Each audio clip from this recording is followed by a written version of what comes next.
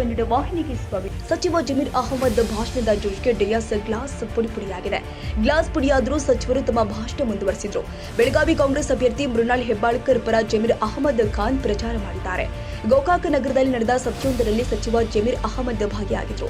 ಭಾಷಣದ ವೇಳೆ ಡಯಾಸ್ ಅನ್ನ ತಟ್ಟಿ ಆವೇಶದಿಂದ ಮಾತನಾಡ್ತಾ ಇದ್ರು. ಭಾಷಣದ ವೇಳೆ ಆವೇಶದಲ್ಲಿ ಡಯಾಸ್ ಜೋರಾಗಿ ತಟ್ಟಿದ್ರಿಂದ ಗಾಜು ಒಡೆದು ಹೋಗಿದೆ. ಆದರೂ ಕೂಡ ಭಾಷಣ ಮುಂದುವರೆಸಿದ್ರು. ಬಿಜೆಪಿ ವಿರುದ್ಧ ವಾಗ್ದಾಳಿ ಮಾಡಿದ್ದಾರೆ. ಮುಸ್ಲಿಮರು ಸ್ವಾತಂತ್ರ್ಯ ಹೋರಾಟದಲ್ಲಿ ಭಾಗಿಯಾಗಿದ್ರು.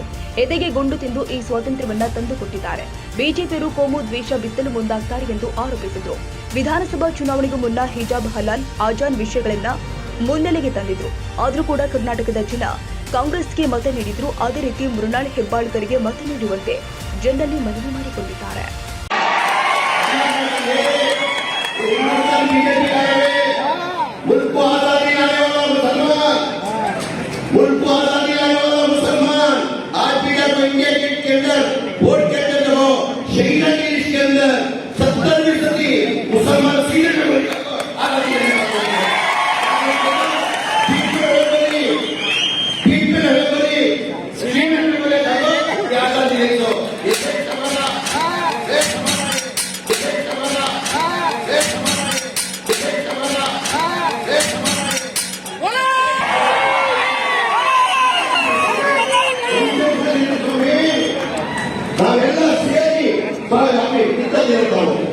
ಎಲ್ಲ ಸೇರಿ ಕಾರ್ಯ ಮಾಡಿ ಈ ದೇಶದ ಬಿಜೆಪಿ ಗೊತ್ತಿಲ್ಲ.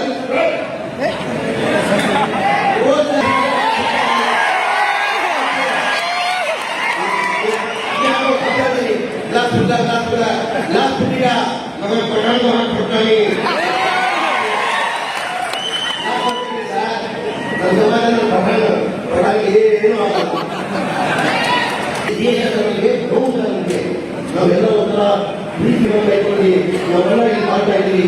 ಈ ಬಿಜೆಪಿ